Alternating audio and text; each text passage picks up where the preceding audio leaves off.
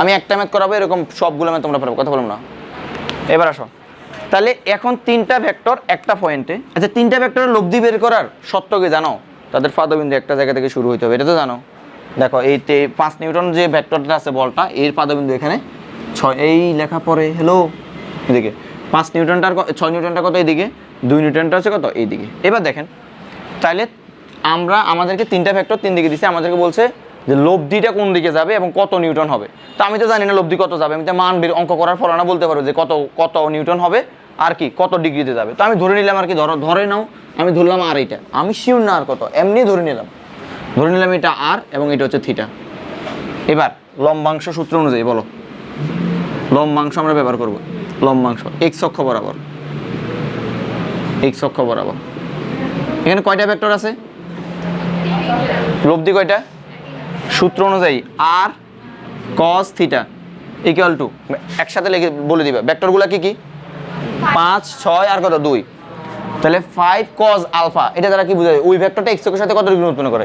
তোমরা আমাকে বলো তো 5 নিউটন যে বলটা আছে সে এক্স অক্ষের সাথে কত ডিগ্রি কোণ উৎপন্ন করে, 90।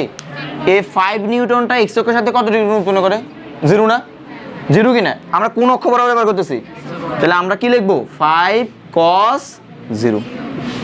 আর সূত্র লেখা দরকার আছে, লিখবো সূত্র আর, ওকে। পরেরটা কত 6, কত হবে 6 cos কত হবে বলো তো, এই 6টা এক্স অক্ষের সাথে কত ডিগ্রি উৎপন্ন করে, 90 ডিগ্রি। এবার বলো 2 নিউটনটা এক্স অক্ষের সাথে কত ডিগ্রি উৎপন্ন করে, একটা মাইর দিবে, একটা মাইর, এই 120 + 90, এই দেখো এক্স অক্ষের সাথে এত ডিগ্রি উৎপন্ন করছে কত, তাহলে কত হবে 2 cos মানে 2 cos 100 200 কত 10, বুঝা গেছে, 1 নাম্বার ইকুয়েশন। এবার y অক্ষ বরাবর একদম সবগুলো সেম, আর কি হবে sin থিটা, কি হবে জাস্ট কজের জায়গায় সব কি হয়ে যাবে, সব সেম, তাহলে হবে 5 sin 0 6 sin 90 প্লাস 2 sin 210। এখন বলো তো আমি যে আপনাদের দুইটা স্টেপ শিখাইছি, দুইটা স্টেপ দিয়ে আর থিটা মান বের করতে পারবেন, আমি আমার মতো বের করে আপনারা খাতা বের করেন।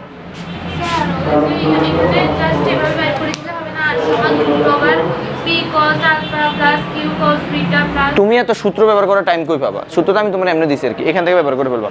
আচ্ছা বলো 1 নম্বর ইকুয়েশনটাকে আমরা একটু ছোট করে ফেলি, বলো তো আর cos থিটা, এই কেউ আমাকে বলো এই পুরোটা ক্যালকুলেশন করলে কত আসে, এই পুরোটা ক্যালকুলেশন করলে কত আসে বলো, সুন্দর করে বসাইও, এই পুরোটা ক্যালকুলেশন করো এবং এই পুরোটা ক্যালকুলেশন করো, তাহলে ছোট করে ফেলি, বলো কত আসে বলো, ক্যালকুলেট করো, একজন আমাকে দাও তাহলে আমার সাথে মিলে নিও।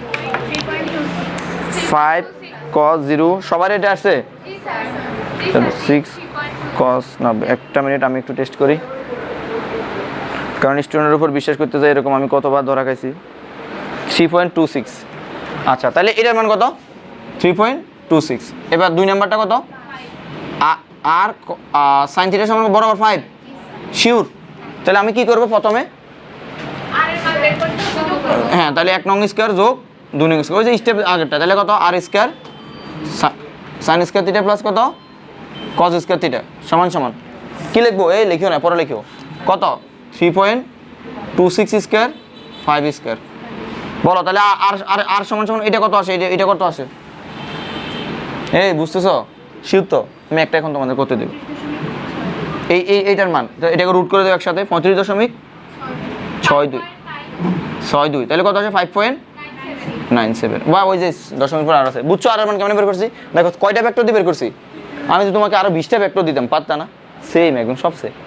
এবার আসো, এবার আমরা কি করব, এই যে 2 নং ভাগ 1 নং, তাহলে আর sin থিটা ডিভাইডেড বাই আর cos থিটা, উপরে কত হবে আর sin যেমন কত 5, নিচে কত হবে 3.26, তাহলে থাকে কত tan থিটা সমান সমান কত 5/3.26 করো, 5 ভাগ आंसर 1.53, হ্যাঁ 1.53। এবার থিটা সমান tan ইনভার্স করো, tan ইনভার্স 1.53 কত আসে,